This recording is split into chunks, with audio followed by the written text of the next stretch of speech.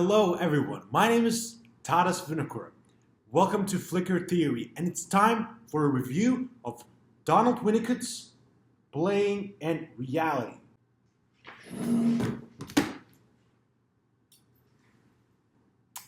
This is, as you may already recognize, the psychoanalytic section of Flicker Theory, which I will inaugurate with the mother of all mothers, the pediatrician of all pediatricians, the nurturer of all nurturers, the baby caretaker of all baby caretakers, one of the most important psychoanalysts of the 20th century. Let's give it up for Donald Winnicott. Before we jump into the survey of this book, I shall explain what is this mind-boggler of a notion called object relations theory. This will be of significance because Winnicott himself belongs to this particular domain of psychoanalysis, which, as the name implies, deals with object relations with an object. I think it will be worthwhile for me to discuss very quickly another psychoanalyst, Ronald Feinberg, who was also one of the pioneers of this so-called object relations theory.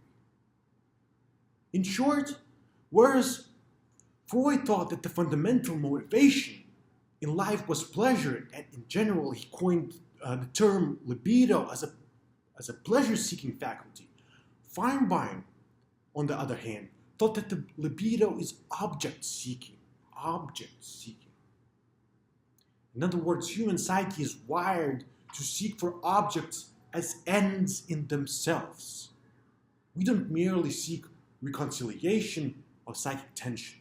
We also seek lasting, rewarding relationships with the external world.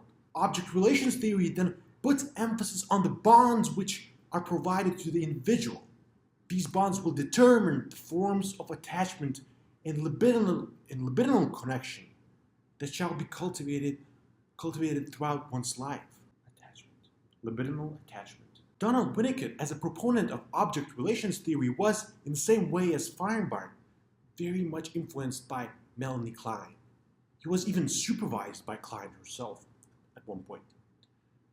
Klein's concepts of internal objects and internal object relations were very influential for Winnicott.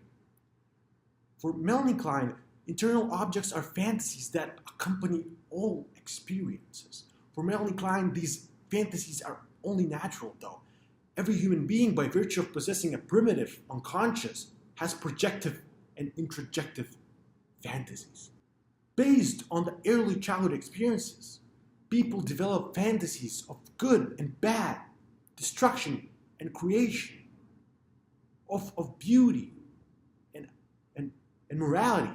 In other words, for Melanie Klein, it is natural for people to develop fantasies, internal objects, because when they were infants, they had to make sense of the world, namely of the nursing, defecating, discipline, potty training. Children had to turn inward in order to attach meaning, their own meaning, to the events surrounding them. However, for people like Feinberg and Winnicott, such fantasies, internal objects or private presences, are not natural. For them, if fantasies appear, if they're developed, this happens because the parenting was inadequate. If we can relate to the world freely, if our parents were able to cultivate healthy, encouraging relations with us, that is, if they were supportive and did not estrange us, then we can turn outward and engage with the world without internal objects, without private presences or any other kinds of internal psychic obfuscations. That is to say, a psychoanalyst like Winnicott would be skeptical towards the idea that it is natural for human beings to substitute reality with fantasies. For Winnicott, this is a rather symptomatic of unhealthy, deficient parenting. To quote Winnicott, lovelessness and impersonal management cannot succeed in producing a new, autonomous human child. One has to consolidate a relation, perhaps even a loving relation, but at any rate, a strong relation so that the child could become autonomous. It's very important for Winnicott. Child has to become autonomous and no longer overwhelmed by fantasies which are produced by his or her disillusionment with the world and disillusionment with the lack of relations.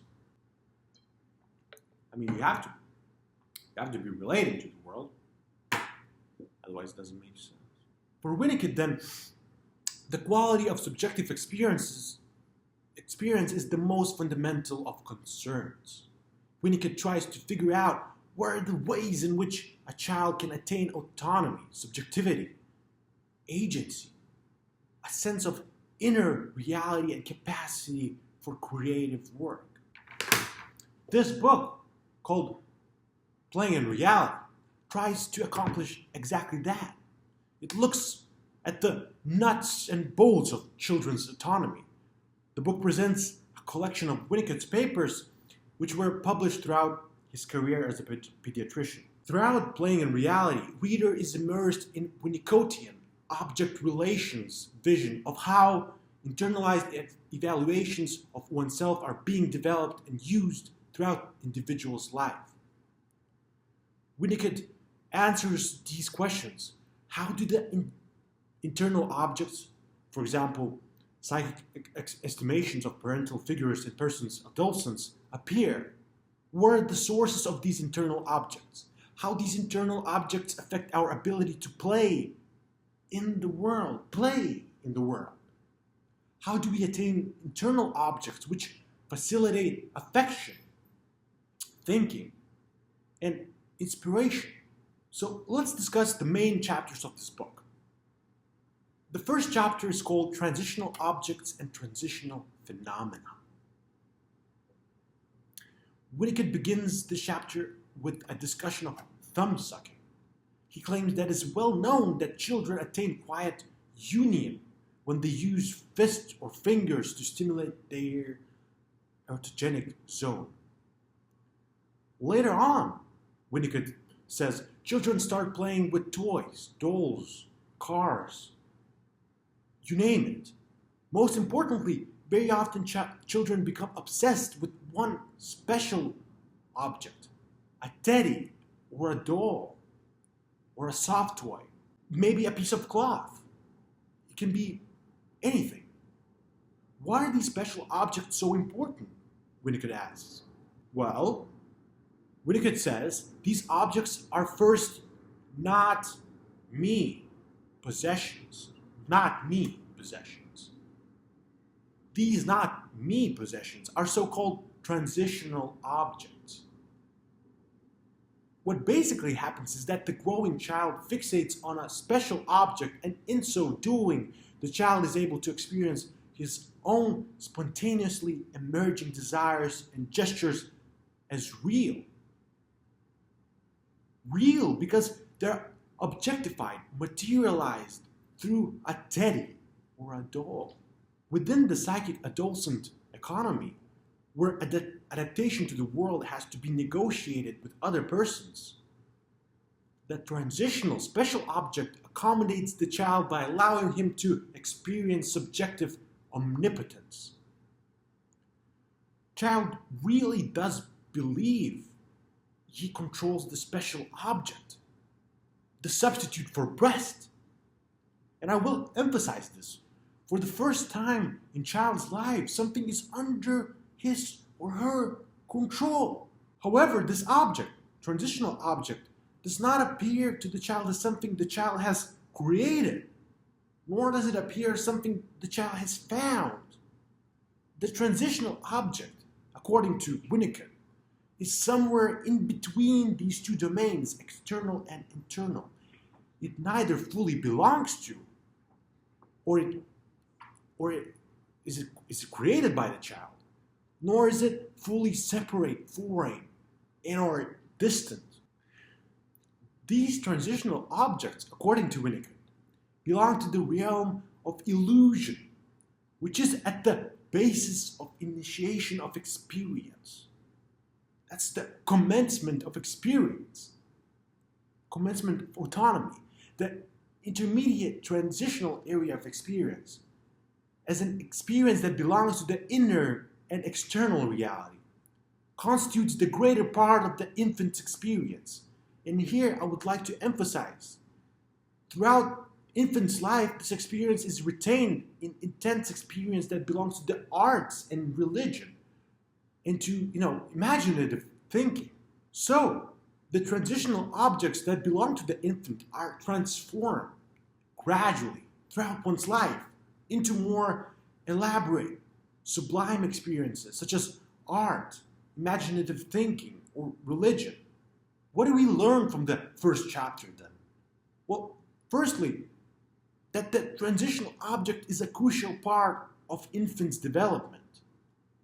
It is the first instance of infant's ability to communicate, relate to the external reality through something that is close, intimate, and familiar. This is crucial this is crucial to the development of an autonomous child and, an autonomous human being. The second chapter of this book is called Dreaming, Fantasy, and Living. In this chapter, Winnicott uses a case of a woman of middle age who, in her analysis, is discovering the extent to which fantasizing or dreaming has disturbed her whole life. What Winnicott is essentially saying in this chapter is that fantasies and dreams are very different. For Winnicott, fantasizing lacks a sort of a creative, symbolic component. Winnicott says that fantasizing can remain static throughout one's life. It remains an isolated phenomena which absorbs energy but never contributes to living and dreaming. For Winnicott, fantasizing is a dissociated state. When a person is fantasizing, she might be in a dissociated state, and the observer, the analyst, might be totally unaware of it. Hence, the fantasies lack symbolic content because they are so ingrained within the routine and they function through dissociated states. The following two chapters focus on Winnicott's concept of playing, and that's the very important topic here. I will quote Winnicott here. Psychotherapy takes place in the overlap of two areas of playing, that of the patient and that of the therapist.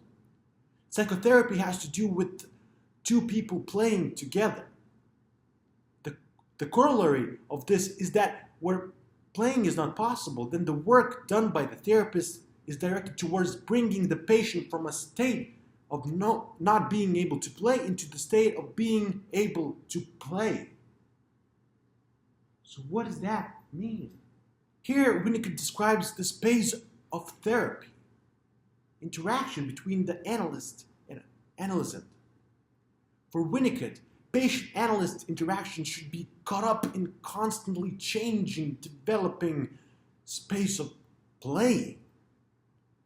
The same way transitional objects appear in the potential space because it neither belongs to nor is it foreign to the child. The same way the space of therapy for Winnicott should consolidate this potential, creative, developing space. Within this space, new discoveries, sometimes rather arbitrary, can thrive, blossom. Play for Winnicott is the most important aspect of an autonomous subjectivity. It brings about growth, creativity, also group integration. For Winnicott, then play is fundamental. It's a fundamental part of psychoanalysis. And by the same token, it is a fundamental part of psychotherapy. The analyst and analysant, they have to play in order to create new resolutions to the mental dilemma. If a child is deprived of the ability to play, then she most likely will be unable to create, generate culture or to be autonomous within it. Therefore, the individual might become more compliant. The individual might develop a compliant false self, as Winnicott would call it. One of the examples would be a religious indoctrination, for example, in Catholic Church, wherein the compliance is based on the feeling of guilt. This implies that the person was not able to gather objects and phenomena from the external reality and use it in the service of some sample derived from the inner personal reality. A compliant individual simply absorbs, consumes the external without being able to play with it. Just play with it. This compliant self is fashioned out of the premature, forced necessity for dealing with the external world. In order for this not to happen, when the human being is growing, there ought to be some sense of security, care, provided to him or her. Here we have Winnicott's concept of good enough mother. Good enough mother, by putting her subjectivity on hold, is able to facilitate child's comprehension of deeply personal dimensions, through play.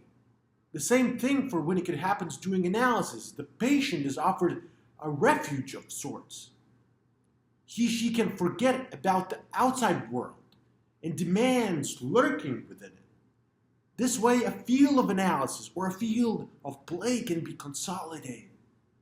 The analyst, like the good enough mother, provides a caring environment wherein the person can play. The person can create, reinvent himself. This is the only true self, as opposed to the false self. That way the true self can begin to emerge when the subjectivity is threatened. There's no way the person can ever become autonomous. Later in the book, Winnicott discusses such things as bisexuality of both sexes. Also, he argues that even adults can never completely accept objective reality, and so they have to resort to illusion, art, or religion. He also discusses dissociated states as states that alienate us from our true selves, which is a very important topic, knowing that media brings about such multitude of stimuli for dissociation to partake in. However, the most important topic I would like all of us to take from this book is the fact that the analyst is a benevolent human being. No more of this Freudian and Kleinian estrangement and treatment with harsh truths. To quote Winnicott, "The infant comes to the breast when excited and ready to hallucinate something fit to be attacked. At that moment, the actual nipple appears and he is able to feel it was that nipple that he hallucinated. So his ideas are enriched by actual details of sight, feel, smell, and next time this material is used in the hallucination. In this way, he starts to build up a capacity to conjure up what is actually available. The mother has to go on giving the infant this type of experience. The same way, the analyst has to continue, carry on, giving the infant this type of experience. Hence, we should remember that the culture of discipline does very little to revitalize our true selves. We have to, as autonomous people, find a way to play with the world. And only if we have the capacity to play, if we have the relative sense of security provided to us, if we are not strangled, by the demands of our daily lives, only then we can finally invent and create original, interesting, and daring cultural structures. This is where I will end today's segment. I wish you all pleasant experiences of playing in the world. I'll see you next time.